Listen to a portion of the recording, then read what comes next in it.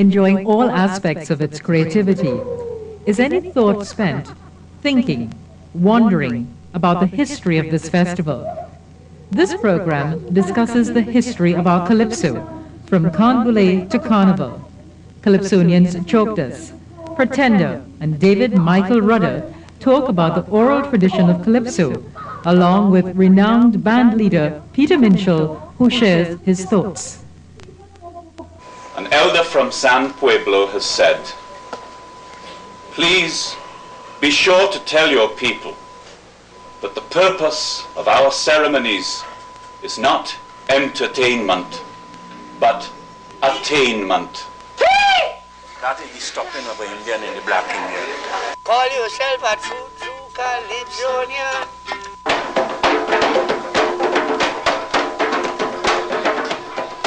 It was an awesome sight. Near 1 million people walked free one night. Caribbean plantations glowed with flambeau light. For Canboulay, 1834. Our dramas, our songs, and our dances are not performed for fun, as they might be in the white man's world. No, they are more sacred than that. They are the very essence of our lives. So the first thing you ought to know is that the Calypso has a history. Last year I had a nice reply to David Rudder on the press, and I was showing people that when you hear Rudder or you hear Choktas today or Pretender today, you must understand that this art form came way, way back and changed, and people added to it, and the various persons made their contributions, 4 lines, 8 lines, until we have verse and chorus, different types of Calypso, commentary, smut, etc., all types of Calypso. And it is this that has made it a great art form. So the first thing you have to understand is that our art form today, many, many persons have contributed to that art form. And in saying so, we are very, very happy that we have people like Pretender still alive. I'm not wishing him death. We always doing that. Just about 2 weeks ago, we had a great man, Lord Spitfire, died. And every year we have a few of them going. They just died. And Pretender, thank God, is in good health. And as somebody just said, he's a living legend. Singing Calypso since 1929, before some of your mothers were born and the fathers were born. And still around. And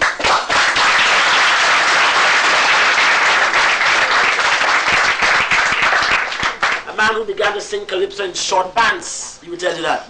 A man who began to sing Calypso and when his prizes were pennies. Pennies, he used to collect a penny, and I'm glad to collect the pennies. He'll tell you about it later on. And still on with us. A man whom we accredit as the master of extemporaneous singing. A man who it is said could extempore any living thing alive, because he has what is called, he carries with him that Calypso art form. Why I'm saying so is that long ago, when you jumped into the tents, you had to learn the art, learn the art, learn the art.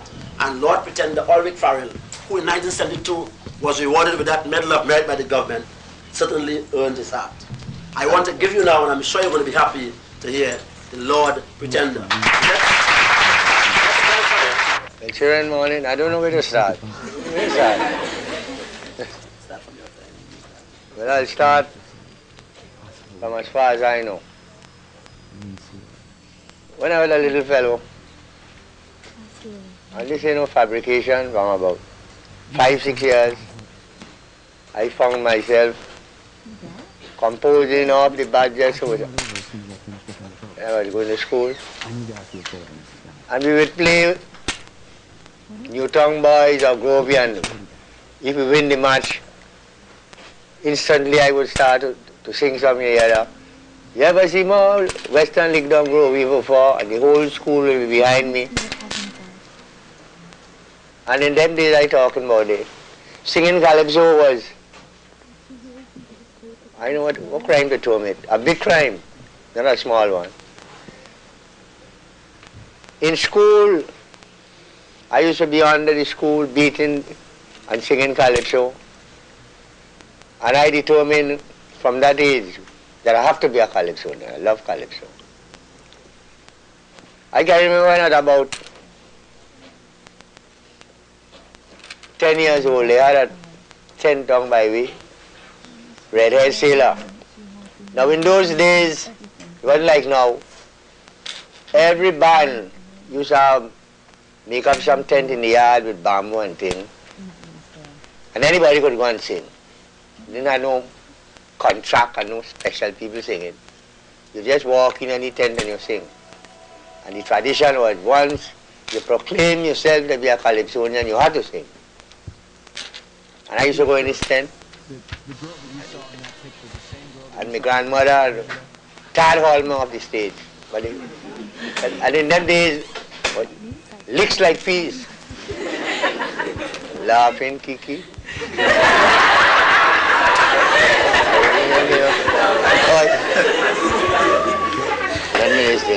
Yes.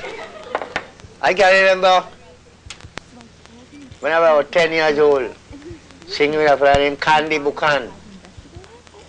And One Eye Span, take your nose, the shocky. Now the One Eye Span I'll tell you about became one of the best Calypsonians in the country, known as King Radio. In them days the name One Eye Span.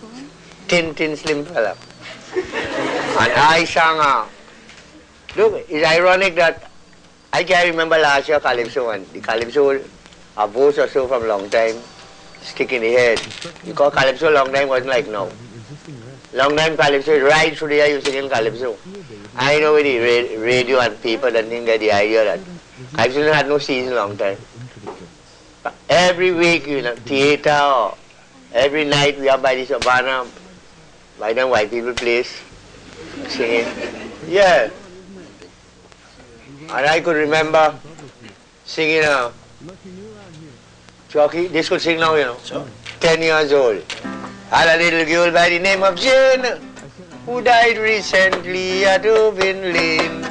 Had a little girl by the name of Jane, who died recently at Oven Lane. She was so sweet, she used to dress so very neat, calling all the young boys when she walking in the street. But this is what she said before she passed away. All Rick will meet resurrection day. 10 years old.